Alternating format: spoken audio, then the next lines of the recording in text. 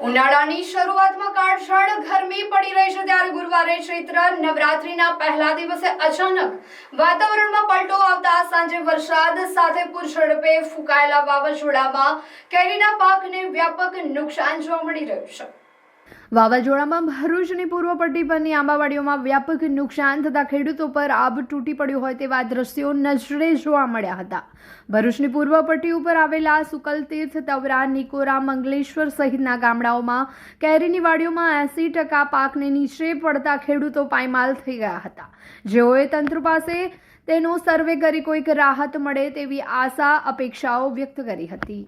કાલ સાંજનું વાવાઝોડું આવી રહ્યું છે તો અમને કંઈક સરકાર તરફથી રાહત આપજો તો અમે જીવાબારી રે અમારે ને ઝાડ ઉપર બધું જ કેરી અમારી ગળી જાય છે। એક કેરી બી રહી નથી અત્યારે અને જંગલમાં નાના નાના બાળ બચ્ચા લઈને અમે રહીએ છીએ તો એનું કંઈક તમે કરો તો મહેરબાની તમારી। સુખ આભાર તમારો તો અમને જીવાબારી મળે ને ત્યારે અમે શું કરવાના। અમારી ઝાડ ઉપર કાલ સાંજનું વાવાઝોડું આવેલું છે બહુ એટલે બહુ અંતેથી આવેલું છે।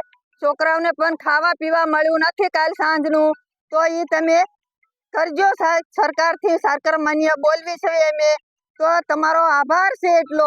હવામાનની બદલાતી રૂખ હાલ વાવાઝોડા સાથે કમોસમી વરસાદે તારાજી સર્જી છે ત્યારે ખેડૂતોને પણ ભારે નુકસાન જોવા મળ્યું છે। તેમાં સૌથી વધુ આંબાના પાક કેરીના પાકમાં વધુ નુકસાન જોવા મળ્યું છે।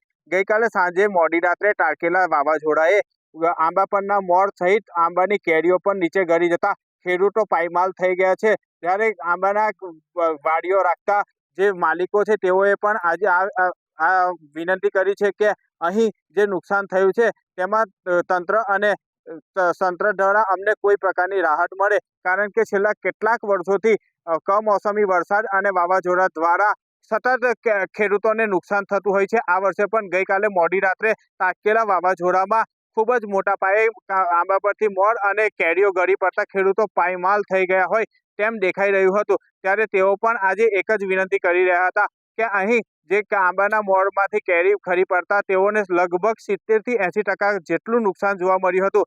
ત્યારે તેઓએ એક જ વિનંતી કરી છે કે અમને તંત્ર દ્વારા કોઈ મોટી રાહત મળે તેવી અપેક્ષા કરી છે। Nitin Ahir, channel in Bharuch.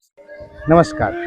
ભરૂચ શહેરમાં સર્વશ્રેષ્ઠ શિક્ષણ આપતી સંસ્થા એટલે કે પ્રાર્થના વિદ્યાલય, જેમાં બાળકોને શિસ્ત, સંસ્કાર અને શિક્ષણ દ્વારા બાળકોનું શ્રેષ્ઠ કારકિર્દીનું ઘડતર, નિષ્ણાત શિક્ષકો દ્વારા અધ્યાપન, ટેસ્ટ દ્વારા બાળકોનું મૂલ્યાંકન, સતત વાલીશ્રીઓનો સંપર્ક, અત્યાધુનિક લેબ, રમતગમત માટે વિશાળ મેદાન, વિશેષ દિન ઉજવણી, ઇતર પ્રવૃત્તિઓ, ભાર વિનાનું ભણતર, વાસ્તવિક જીવન આધારિત વાલીશ્રીઓ માટે શિક્ષણ, રમતગમતને વિશેષ પ્રોત્સાહન આપવા સ્પોર્ટ્સ ટીમ સાથે ટાઈપ, 11ના દિવસે સંસ્કાર સાથે સિંચનનો કાર્યક્રમ તો ખરો જ।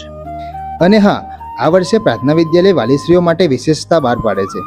આપ એક વિદ્યાર્થીનો પ્રવેશ લાવો છો તો આપના બાળકની 25% શૈક્ષણિક ફી માફ રહેશે, અને જો આપ 2 વિદ્યાર્થીઓના પ્રવેશ લાવો છો તો આપના બાળકની 100% શૈક્ષણિક ફી માફ રહેશે। આ યોજનાનો લાભ શિશુ 1 થી ધોરણ 10 સુધીના વિદ્યાર્થીઓ માટે રહેશે।